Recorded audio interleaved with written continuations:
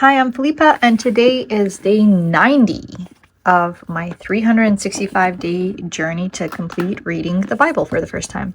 So I am still on the second book of Chronicles. So we ended yesterday on how Solomon passed away, and Rehoboam, his son, reigns after his passing. Now, we start off with the story that we had already read before, where Rehoboam foolishly rejected the people's request, and what ended up happening is that his dad passed away.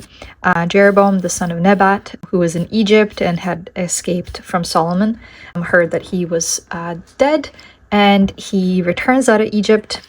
And so Jeroboam and all of Israel come to speak to Rehoboam, and they say, "Your dad made our life really hard, and we would like our life to be easier."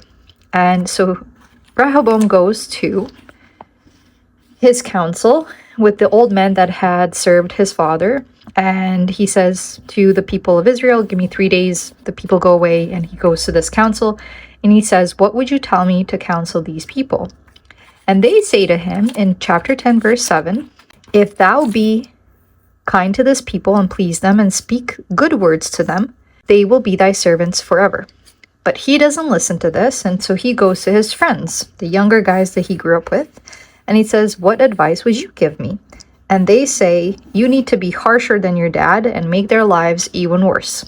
And so a couple of notes here I wrote. First of all, I said Rehoboam seeks counsel from his advisors because he doesn't have his own wisdom.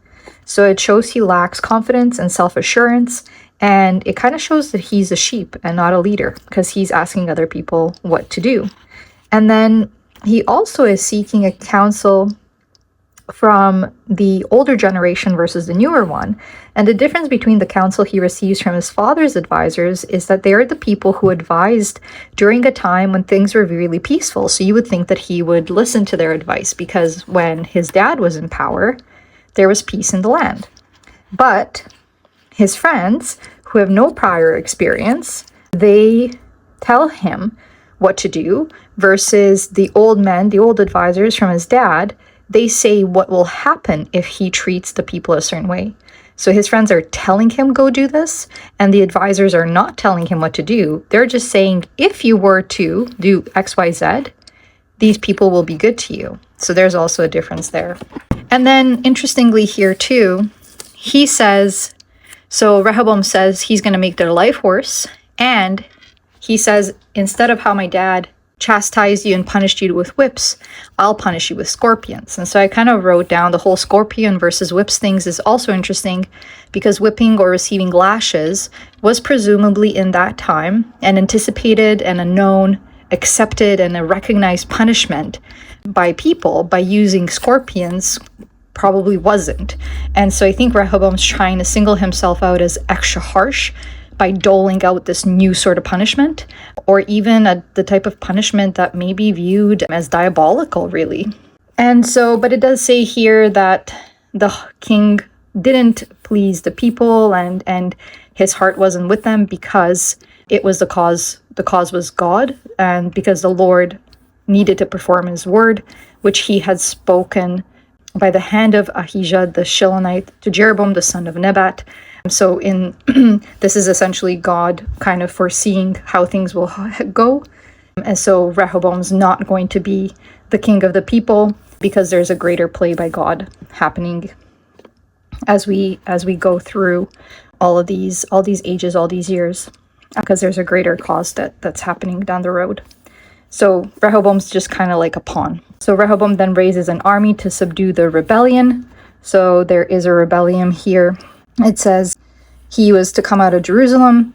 He gathered the house of Judah and Benjamin, and that he might bring the kingdom again to Rehoboam. But the word of the Lord came to Shimei, the man of God, saying, "Speak unto Rehoboam, the son of Solomon, king of Judah, and to all Israel and Judah and Benjamin, saying, Thus saith the Lord, ye shall not go up nor fight against your brethren." And they obeyed the word of the Lord, and they returned from going against Jeroboam. So there's no fight between Rehoboam and Jeroboam. The priests and the Levites come to Judah. Essentially, Jeroboam and his sons, they cast them off from executing the priest's office unto the Lord, and they have their own kind of like false idols that they're worshiping and golden calves.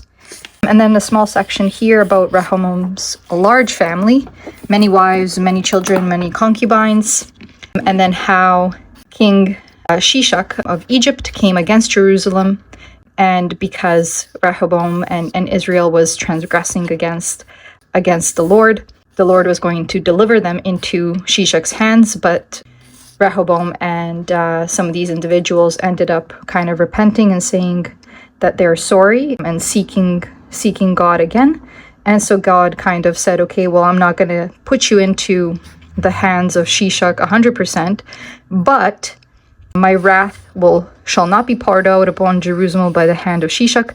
Nevertheless, they shall be his servants. So he still says that, Shishak's going to come through and essentially take whatever he wants and destroy people and whatnot. So God's not going to stay 100% out of it, and he's not going to protect Israel just because of all these transgressions. Because even in chapter 12 at the beginning, it says, and it came to pass when Rehoboam had established the kingdom and had strengthened himself, he forsook the law of the Lord and all Israel with him. So it's almost like, he was kind of abiding by God's rule to an extent.